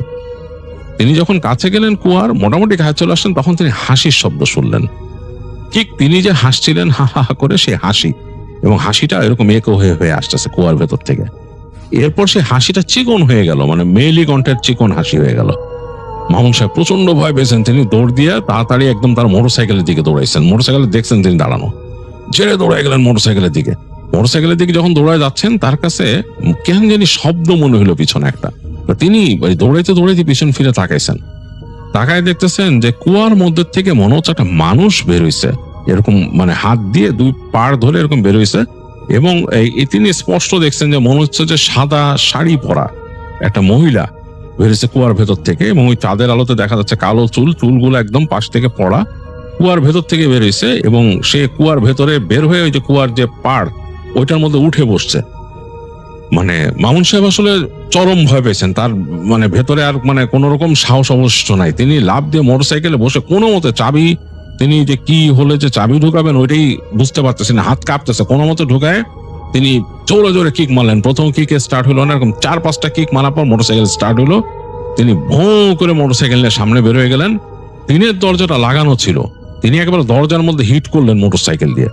দরজা রাতের বেলা প্রচন্ড শব্দ করে মরাত করে দরজাটা ভেঙে এরকম বের হয়ে গেল। মোটরসাইকেলে তিনি একদম বের হয়ে আসলেন, উপরে উঠে রাস্তায় উঠে যেদিক থেকে আসছিলেন সেটা তার আন্দাজ আছে, ওদিকেই ছুটালেন মোটরসাইকেল। রাত তখনও গভীর রাত, এর মধ্যে তিনি হেডলাইটের আলো পড়ছেন, তিনি ছুটে বের হয়ে যাচ্ছেন ওখান দিয়ে। রাস্তা কিন্তু কাদা অনেক জায়গায়, তিনি ওইটার মধ্যেও স্পিডে চালাইতেছেন। তার প্রচন্ড ভয় যে তিনি এখানে কিভাবে আসছেন, কই আসছেন। আর তার কাছে ভয় লাগতেছে যে এখানে কি ব্যাপার, তাকে যে নিয়ে আসছে এখানে নাসির ভাই কই। এই চিন্তা করতে করতে তিনি যাচ্ছেন ভয়ে, এবং মনে মনে অটোমেটিকলি তার দোয়া আসতেছে। দোয়া পড়তে পড়তে এক সময় তিনি যে ওখান থেকে মেন রাস্তায় উঠলেন, শুনশান রাস্তা, কিচ্ছু নাই। অনেকক্ষণ চালানোর পর দেখলেন ট্রাক পার হয়ে গেল কয়েকটা। এক পর্যায়ে তিনি আবার চলে আসলেন তার এলাকায় যেখানে তিনি থাকেন, ওই জায়গায় একটা এরকম কলোনির মতো ছিল আর কি। সে কলোনির মতো ওইখানে তিনি ঢুকলেন, ঢুকে যে তাদের যে জায়গাটা তিনি বুক ধুক ধুক ধুক ধুক ধুক করতেছে তার, তিনি তাদের বিল্ডিং এর কাছে আসলেন। তাদের ওই জায়গার সম্পর্কেও ভৌতিক ব্যাপার প্রচলিত আছে, যেখানে তিনি থাকতেন মানুষজন বলতো রাতের বেলা এখানে ভয় পায় অনেকে। তো যাই হোক, মানে অনেকেই ওখানে ভয়ের কথা বলছে। তো যাই হোক, তিনি ওই ভয়টা মনে রাখা সত্ত্বেও তিনি মোটরসাইকেল নিয়ে চলে আসলেন তাদের যে কোয়ার্টার ওটার সামনে, এনে মোটরসাইকেলটা রেখে তাড়াতাড়ি লক করে তিনি ঢুকে গেলেন ওইখানে। ওই নিচে একটা কেচি গেট ছিল, ভাগ্য ভালো যে কেচি গেটটা খোলা কিভাবে এই রাত্রে বেলাও, মানে কেউ লাগাইতে ভুলে গেছে মেবি। তিনি দৌড়ায় উঠে গেলেন, উঠে যে তাদের যে ঘর এখানে 2 তলায়, ওখানে যে তিনি জোরে জোরে দরজায় নক করলেন, জোরে জোরে দরজায় নক করলেন। তো অনেকবার করছেন খুব অ্যাংশাস ভাবে। ভেতর থেকে তার রুমমেটরা ভয় ভয় বললো, কে কে? তো তিনি বললেন যে আমি মামুন, মামুন দরজা খোল, দরজা খোল। ওরা ভয় পাইলো, কিন্তু তারপরও দরজা খুলছে। তো মামুন সাহেবকে দেখে অবাক, তুই এত রাত্রে কোত্থেকে? বলে পরে বলতেছে, আগে আমারে গোসল করতে দে, ফ্রেশ হইতে দে। তিনি তাড়াতাড়ি যে তার ড্রেস চেঞ্জ করে গোসল করলেন, বড় প্লাস্টিকের ড্রামে পানি উঠানো ছিল, গোসল করলেন। গোসল করে এসে তখন তাদের ওই রুমমেট 2 জন বললো যে কি রে, কি হয়েছে তোর? তো তিনি তখন বললেন যে এরকম এরকম ঘটনা। তো তারা বললেন যে অবাক কাণ্ড, তোর সেই ভাই কই গেল? বলে আমি জানি না, কেউ নাই, বাইরে পাই নাই, কিচ্ছু না, কি অবস্থা, এই দিকে আসছি। বললো ওগুলো বুঝলাম, ধর ভূত জিন ভূত কিছু একটা হয়তো, কিন্তু ওইখানে তোর ভাই কই? তার তো থাকার কথা। তো বললো আমি জানি না দোস্ত। তো আর কি করবে? তো যাই হোক, তাদের কথাবার্তা ওইখানে হলো। রাত্রেবেলা দোয়া দরুদ পড়ে ঘুমাইলো মামুন সাহেব। তার এক বন্ধু বললো যে আচ্ছা চিন্তা করিস না, ভয়টাই পাইলে ডাকিস, সেই কিন্তু ভয় পাইছিস ভালো। মামুন সাহেব ওই দিন আর রাতে কিছু হয় নাই। মামুন সাহেব রাত্রে ঘুমাইছে, বেঘরে ঘুমাইছে। পরদিন উঠলেন, উঠে তার মতো দিনের কার্যকলাপ করলেন। তিনি ওই দিন ভুলে গেলেন যে কি হয়েছিল, এতটা আর মনে ছিল না সারাদিন। সন্ধ্যার দিকে তার মনে পড়লো যে ঘটনাটা, কিন্তু কিছু তো করার নাই। তো তিনি চিন্তা করলেন যে এটা তো খবরটা নেওয়া দরকার, এখন তো বাড়িও যেতে পারতেছি না। তো তিনি একটা চিঠি লিখলেন তার ছোট মামাকে। তিনি লিখলেন যে মামা, আমার সাথে দেখা হয়েছিল এখানে এরকম নাসির ভাইয়ের রাস্তার মধ্যে এরকম, তারপর নাসির ভাইয়ের বাড়িতে গেছিলাম। তো রাত্রে বেলা দেখলাম যে উনি আমাকে রেখে চলে গেছে এখান থেকে, কেউ নাই বাড়িতে, আমি একলাই ছিলাম। পরে আমি চলে আসছি এখান থেকে, একটু ভয় টয়ও পাইছি। তো আপনি যে নাসির ভাইয়ের ওখানে খবর নিয়েন, ওনার দোকানে যান, ওনার দোকানে যে খবর নিয়েন যে উনি কেন আমাকে রেখে চলে আসলো এখান থেকে, ওনার ব্যাপারটা কি, হঠাৎ করে আমাকে কিছু না জানায় ওই ঘরে রেখে আসাটা ঠিক হয় নাই। আপনি ওনাকে এটা বলেন, আর বলেন যে উনি যদি ঢাকায় আসে যাতে আমার সাথে দেখা করে। তো এই লিখে তিনি একটা চিঠি লিখলেন তার ছোট মামাকে, রাতে লিখে দিলেন। পরদিন তিনি ওটা পোস্ট করে দিচ্ছেন চিঠিটা। যাই হোক, চিঠি পোস্ট করার পর তার দৈনন্দিন কার্যক্রম চলতেছে। মাঝে মাঝে মামুন সাহেব চিন্তা করছিলেন যে তিনি আবার যাবেন নাকি ওই নাসির ভাইয়ের ওইখানে, যে দেখা দেখবেন নাকি কি ব্যাপার। তো পরে বাদ দিলেন ওই চিন্তা, যে ওখানে আর কে যায় এরকম এরকম ঘটনা। আর নাসির ভাইও যেহেতু যোগাযোগ করে নাই, সে তো তার ঠিকানা দিছিল নাসির ভাইকে, নাসির ভাইও তো যোগাযোগ করে নাই। যাই হোক, এরকম তার দিন কেটে যাচ্ছে প্রতিদিনের কার্যকলাপে। একদিন টিউশনি থেকে ফিরে এসে তিনি বাসায় দেখলেন যে তার চিঠি আসছে বাড়ি থেকে, তার বাবার চিঠি, তার ছোট মামার চিঠিও আছে। তো তিনি ওই চিঠি বাবারটা পড়লেন, পড়ার পর তিনি ছোট মামার চিঠি নিলেন। ছোট মামার চিঠি নিয়ে তিনি পড়া শুরু করলেন। তো সেখানে তার ছোট মামা তাকে লিখছে প্রথমে যে কেমন আছে, সে লিখেই লিখছে তুমি এগুলা কি লিখলা? নাসির তো আজ থেকে 1 মাস আগে সড়ক দুর্ঘটনায় মারা গেছে। নাসিরের সাথে তোমার দেখা হয় কিভাবে, আর তার বাসায় তুমি যাও কিভাবে? এগুলো খুবই আশ্চর্য ব্যাপার। নিজের যত্ন নিও, দোয়া দুধ পড়ে ঘুমাবা। আর যদি এই ঘটনা সত্যি হয় তাহলে এটা খুবই ভয়ের ব্যাপার। তুমি এক্ষুনি কোনো মসজিদে গিয়ে সেখানকার হুজুরের সাথে দেখা করো এবং তার পরামর্শ নাও, যদি বলেন তিনি তার মতো তুমি চিকিৎসা গ্রহণ করো। তো এগুলো পড়ে মামুন সাহেব মানে যার পণ্যায় অবাক এবং ভীত হয়ে যান। তার কাছে অবাক লাগে যে এই ঘটনাটা কি ঘটলো তার সাথে, এটা কি সম্ভব? তো তিনি মানে ওই দিন রাতে আর ঘুমাইতে পারেন নাই, তিনি প্রচন্ড ভয় পাইছেন। তিনি চিন্তা করছেন যে আমি মোটরসাইকেলের পিছনে কাকে নিয়ে গেলাম, আর কে আমাকে বসায় রেখে রান্না করতে গেল, ব্যাপারটা কেমন ছিল, আর সেই কুয়ার মধ্যে থেকে উঠে আসছিল এটাই বাকে। পুরো জিনিসটাই তার কাছে একটা রহস্যের জট তৈরি করে ফেলে এবং তিনি খুবই মানে এই জিনিসটা নিয়ে ফ্রাস্ট্রেটেড হয়ে যান। তো তিনি পরবর্তীতে একজন মসজিদের হুজুরের সাথে দেখা করেন এবং তাকে বলেন যে হুজুর, আমি এরকম ভয় পাইছিলাম, এই ব্যাপার। তো হুজুর শোনেন, শোনার পর বলেন যে আসলে আপনি কি এটা কল্পনা করছিলেন? পুরো ব্যাপারটা আপনার কল্পনা না তো, বা আপনার স্বপ্ন না তো? তখন নাসির ভাই বলে যে না, আমার স্বপ্ন কেন হবে, আমার কল্পনা কেন হবে, আমি তো এরকম গেছি। তখন হুজুর বলে যদি সেরকম কিছু না হয় তো অনেক সময় আছে, অনেক দুষ্ট জিন আছে যারা এইভাবে মানুষকে মানে ভুলায় কোথাও নিয়ে যাওয়ার চেষ্টা করে, ভয় দেখায়। তো আপনি ব্যাপারটা আসলে আগে শিওর হন যে এটা আপনার পুরো কল্পনা কিনা। যাই হোক, আপনি দোয়া দরুদ পড়েন। তিনি তাকে দোয়া বলে দিলেন। যে এই দোয়াগুলা পড়বেন এবং বললেন যে আপনি এই দোয়া পড়ে নিজেই পানিতে ফু দিয়ে সে পানিটা খাবেন, তাহলে আপনার জন্য ভালো হবে, আর রাত্রে এই দোয়া পড়ে ঘুমাবেন, এগুলা বলে দেয় মামুন সাহেবকে। তো মামুন সাহেব শুনে ওখান থেকে আসেন আর এই করেন না। তবে তিনি আসলেই ওখানে গেছিলেন নাকি এটা তিনি মানে শিওর হওয়ার জন্য তিনি তার রুমমেটদের বারবার জিজ্ঞেস করছে, ওই দিন রাত্রে কি আমি বাসায় আসছিলাম এইভাবে? তো রুমমেটটা বলছে অবশ্যই আসছিস, তো রাত্রেবেলা এরকম আসছিস এবং তুই আমাদেরকে বলছিস এরকম ঘটনা। তো তিনি রুমমেটদের সাথে শিওর হয়েছেন এবং তারপরে আরো শিওর হওয়ার জন্য তিনি একদিন ওই জায়গায় যান মোটরসাইকেল চালায়। তো গিয়ে তিনি দেখেন, দূর থেকে দেখেন ওই বাড়িটা ওরকমই আছে এবং তিনি চিনতে পারেন যে এই বাড়িতেই তিনি আসছিলেন। তিনি ওই বাড়িতে আর ঢোকেন নাই, বাড়ি থেকে অনেক দূরে দাঁড়ায় তিনি দেখছেন, তার ভয় লাগতেছিল। তিনি দূরে দাঁড়ায় যখন দেখছেন ওই তাল গাছ দুইটা দেখতেছেন, এখান থেকে তার ভয়ে বুক কাঁপতেছিল। তার কাছে মনে হচ্ছিল অদৃশ্যভাবে যে ওই নাসির ভাই ওখান থেকে তাকে দাঁড়ায় দাঁড়ায় দেখতেছে। তার সারা শরীরের রোম দাঁড়ায় গেছিল। তিনি ওখান থেকে চলে আসেন আর তিনি ওটা ভুলে যাওয়ার চেষ্টা করেন, আর তো কখনো তিনি ওদিকে যান নাই। আর তিনি যখন গ্রামে গেছেন এরপরও তিনি কখনো নাসির ভাইয়ের ওখানেও যান নাই ভয়ে। নাসির ভাই দোকান বা ধারে কাছে আসেন না, ওই নামটাই তার কাছে ভয়ের ছিল। যাই হোক, এখন অনেক বছর পরে তার কাছে এগুলো অনেকটা ফিকে হয়ে আসছে। তিনি অনেক মানুষের অনেক ঘটনা শোনেন, অনেকের বন্ধু বান্ধবের কাছে তাদের এলাকার ঘটনা শোনেন অনেক কিছু। তো এটা তার জীবনের একটা বেশ ভয়ের ঘটনা যেটা তিনি আমাদের কাছে শেয়ার করলেন। আপনাদের কাছে কেমন লেগেছে জানাতে ভুলবেন না। আমার কাছে কিন্তু মামুন সাহেবের এই এক্সপিরিয়েন্সটা বেশ বেশ ভয়ের মনে হয়েছে। যদি এরকম এক্সপিরিয়েন্স কারো থেকে থাকে, সেই মানুষটা একেবারে ভয়ে জমে যাওয়ার কথা।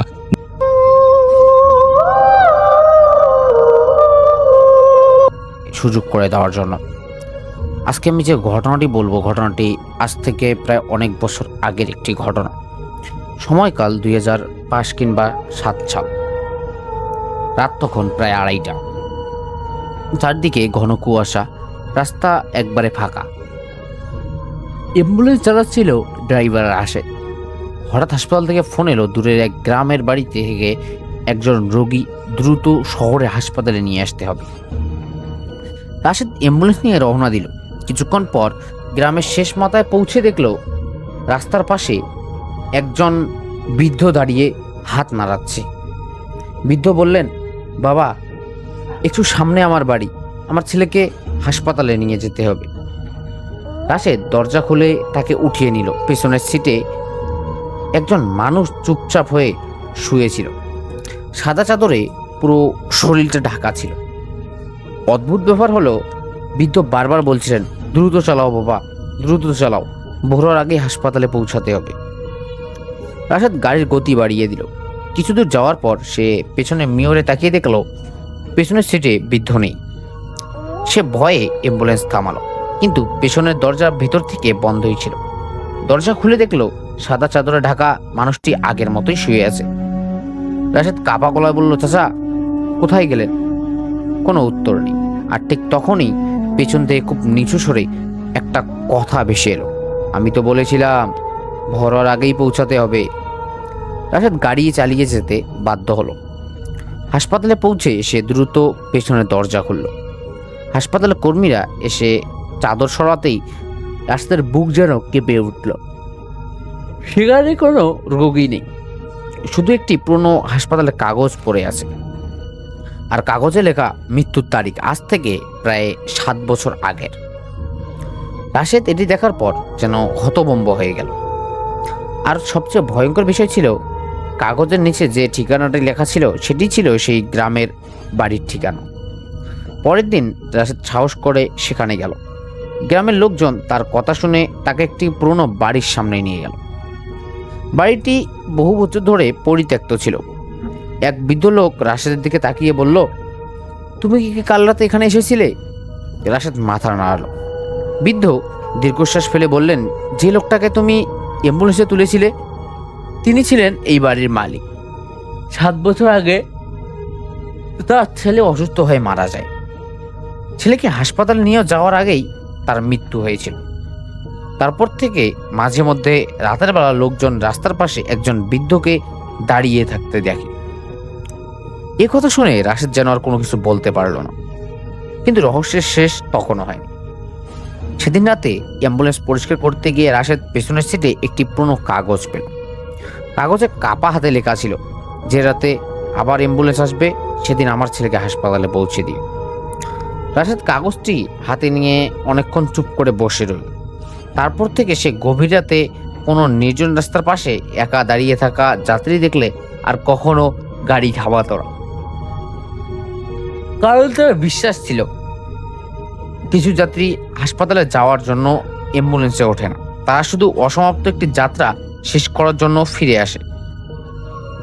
রাশেদ ভেবেছিল ঘটনাটি সেখানেই হয়তোবা শেষ, কিন্তু পরের রাতেই তার অ্যাম্বুলেন্সের ভেতর থেকে আবার সেই রহস্য শুরু হলো। রাত প্রায় ৩টা।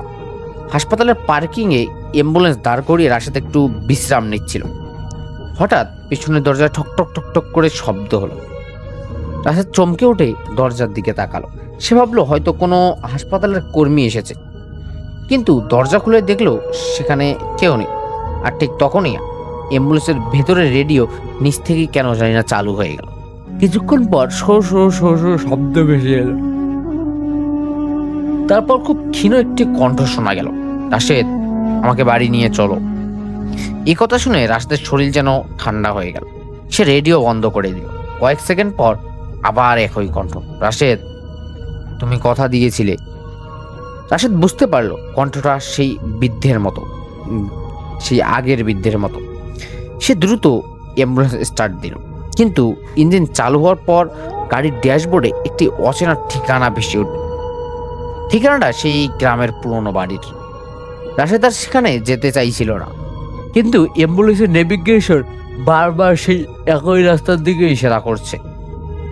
অবশেষে সে সিদ্ধান্ত নিল রহস্যটার শেষ না দেখে সে শান্তি পাবে না। রাত 3:30টার দিকে সে আবার সেই গ্রামে পৌঁছালো। পুরনো বাড়িটার সামনে অ্যাম্বুলেন্স থামাতেই পেছনের দরজা নিচ থেকেই খুলে গেল। রাশেদ গাড়ি থামিয়ে দাঁড়িয়ে রইল। হঠাৎ বাড়ির ভিতর থেকে একটা শিশুর কান্নার মতো শব্দ ভেসে এল। ভিতরে ঢুকতেই দেখতে পেল দেয়ালে পুরনো একটি ছবি ঝুলছে, আর সেই ছবিতে বৃদ্ধ, তার ছেলে এবং আরেকজন মানুষ দাঁড়িয়ে আছে। রাশেদ ছবির দিকে তাকিয়ে যেন জমে গেল। ছবির এক পাশে যে মানুষটি দাঁড়িয়েছিল সে দেখতে অবিকল রাশেদের মতো। রাশেদ পিছিয়ে আসতেই তার পিছনের দরজা হঠাৎ বন্ধ হয়ে যায়। অন্ধকার ঘরের ভেতর থেকে আবারও সেই কণ্ঠ। ঠিক তখনই রাশেদের ফোনটা বেজে উঠল। হাসপাতাল থেকে ফোন। উপাশে কর্মী আতঙ্কিত কণ্ঠে বলল, রাশেদ ভাই, আপনি কোথায়? রাশেদ বলল, গ্রামের ওই পুরনো বাড়িতে। কিছুক্ষণ নীরব থাকার পর লোকটি বলল, অসম্ভব, আপনি তো এখনো হাসপাতালের পার্কিংয়েই বসে আছেন। রাশেদের হাত থেকে প্রায় ফোনটা পড়েই যাচ্ছিল। সে ধীরে ধীরে সামনের দিকে তাকালো, দেখলো তার অ্যাম্বুলেন্সটি বাড়ির বাইরে আর নেই। তার জানালার কাছে তার নিজের প্রতিবিম্বটাও নেই, শুধু পিছনে দাঁড়িয়ে আছে সেই বৃদ্ধ, আর তার পাশে সাদা চাদরে ঢাকা একজন মানুষ। বৃদ্ধ ধীরে ধীরে বলল, চলো রাশেদ, এবার আমাদের শেষ যাত্রা। রাশেদ দরজার দিকে ছুটল, কিন্তু দরজা খোলার আগেই চারপাশ যেন হঠাৎ করেই অন্ধকার হয়ে গেল। তারপর সে শুধু একটি অ্যাম্বুলেন্সের সাইরেন শুনতে পেল, কিন্তু সেই সাইরেনের শব্দ আসছিল বাড়ির ঠিক ভিতর থেকেই। এরপর রাশেদ একটু সুযোগ পাওয়ার সাথে সাথে ওই বাড়ি থেকে বেরিয়ে আসে। বেরিয়ে আসার পর সে খুব দ্রুত ছুটতে শুরু করে রাস্তার দিকে, মেন রাস্তার দিকে। সে রাস্তায় যাওয়ার পর একজনের সাহায্য নিয়ে সেখানে সারাটা রাত কাটিয়ে পরের দিন সে ওখানে যায়। ওখানে গিয়ে দেখে তার অ্যাম্বুলেন্সটা ওই জায়গাতেই আছে। সে দ্রুত ওখান থেকে অ্যাম্বুলেন্সটি নিয়ে হাসপাতালে চলে যায়। এরপর থেকে আসলে তার কখনো ওই রাস্তায় ফেরত আসেনি, কিংবা রাতের বেলায় সে অ্যাম্বুলেন্স চালালেও খুব সাবধানের সাথে অ্যাম্বুলেন্স চালায়, এবং সে সবসময় চেষ্টা করে ওই রাস্তা এড়িয়ে চলার জন্য। ধন্যবাদ রাসেল ভাই, আজকের ঘটনাটি এ পর্যন্ত।